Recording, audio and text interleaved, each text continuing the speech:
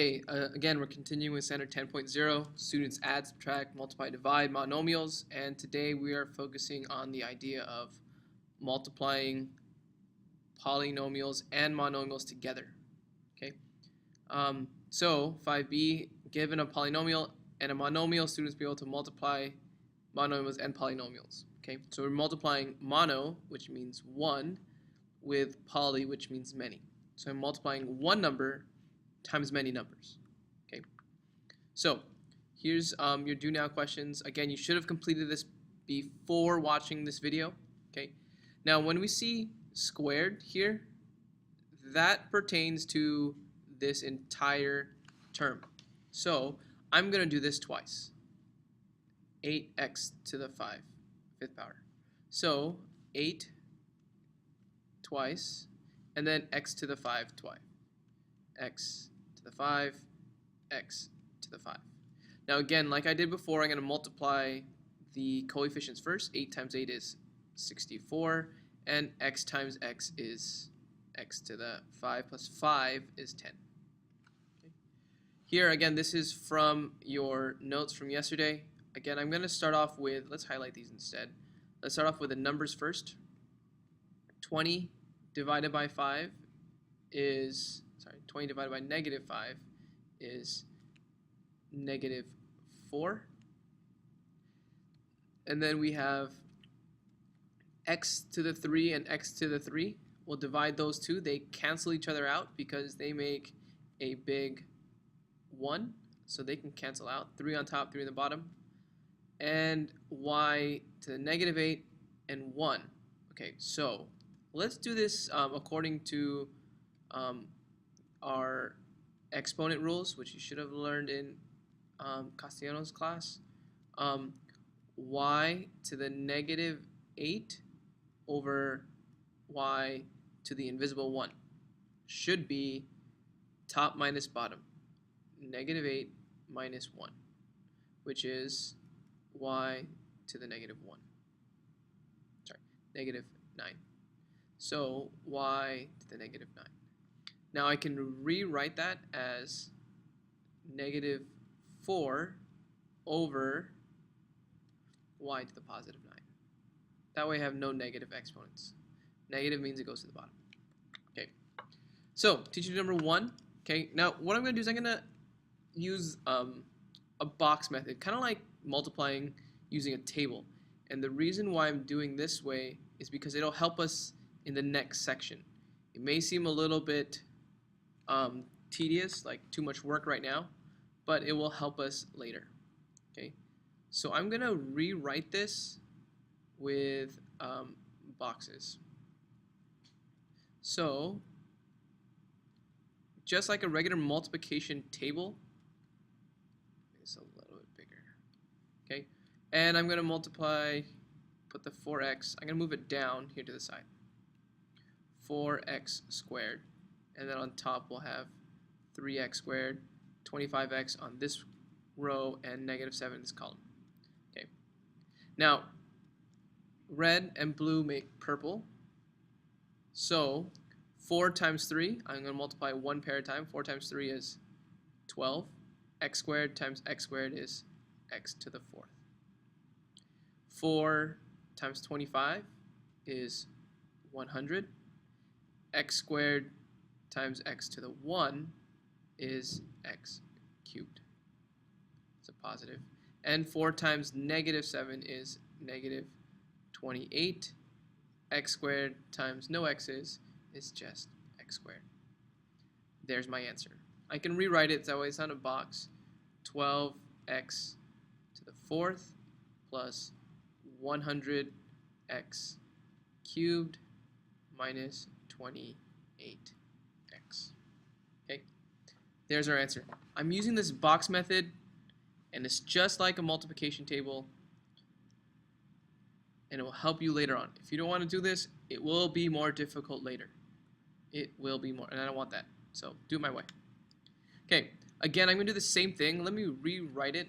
So I have 7f on the side, and across the top I'll have 3f squared plus f to the 1. It's an invisible 1, but that's okay. Okay, when I multiply these, we'll do one pair at a time. Okay. Again, I'm going to switch to purple so that way we know that blue and red make purple. So 7f to the 1 times 3. So 7 times 3 is positive 21.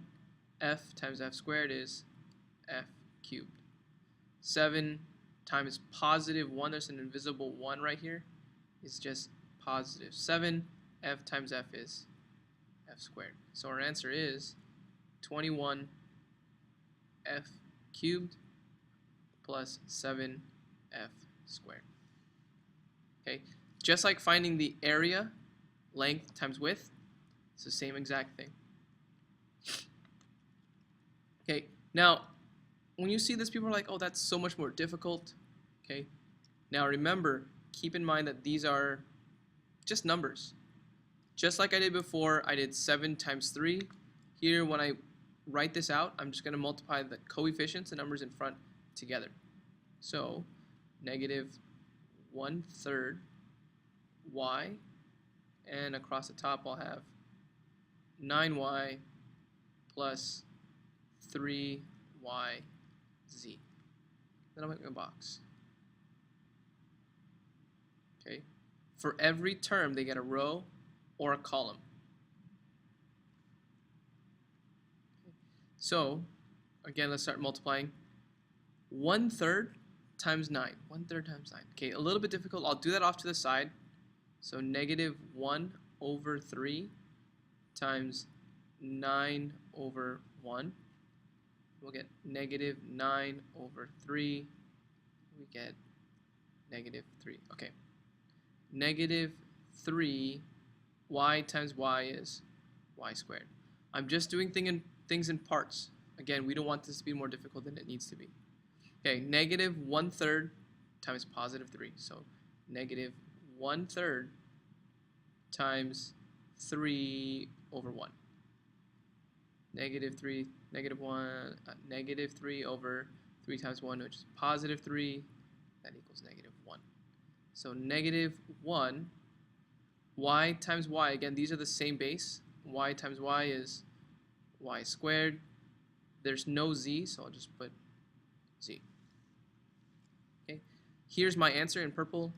3y squared minus 1y squared z. Now, these are both y squared, but this one has z, so they cannot be combined. Questions? Okay. Now, same thing. I'm just going to repeat the process over and over and over again, just trying to give you guys different views and seeing these different ways. Again, I'm going to do red, and then I'm going to do blue, so that way we can kind of keep things a little bit consistent. 2x cubed, and then across the top I'll have 3x squared minus 4x plus 5. Okay, so we'll make our box a little straighter than usual. Okay, and for each term they get their own section. Okay, so let's multiply one thing at a time. 2 times 3, again, coefficients, the numbers times each other. 2 times 3 is 6. X cubed times x squared.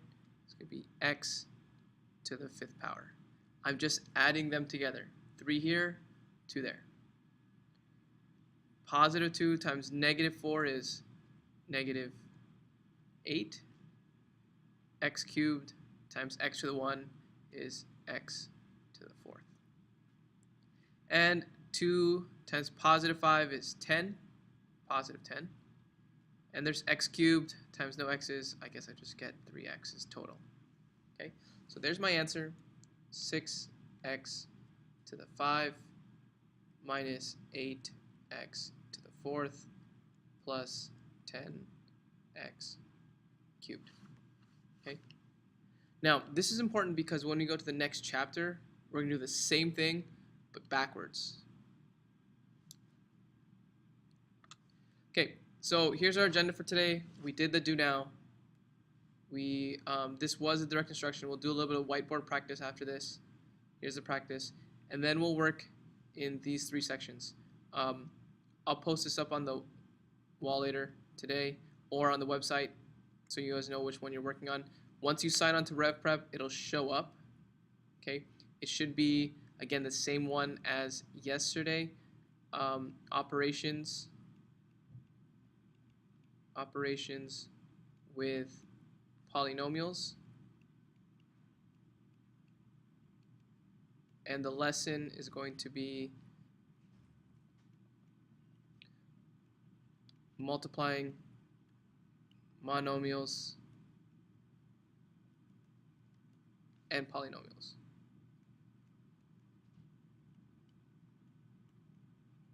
Okay, direct instruction, we're going to work on practice on the back of the notes, and we're also going to work with algebra tiles today. Algebra tiles. And collaborative practice, keep creating your flashcards on your Quizlet. You should know all 8 mathematical practices. You can click on it by find them by clicking on Unit 5. You can make this on your iPad or on your computer. Make sure you save it. Make sure you sign on as a Google account. Once you're done, again, go back to your RevPrep or work on anything else that you have not yet finished for these 2 assignments. Okay. If you're already done, work on these 2. Okay. Now, exit slip. This is your exit slip. You should know how to answer this before you leave. Okay. You can write it on your desk, take a picture, we'll take notes, and make sure when you take a picture, you label this 5B. And then you do your work, take your picture. Okay. Any questions?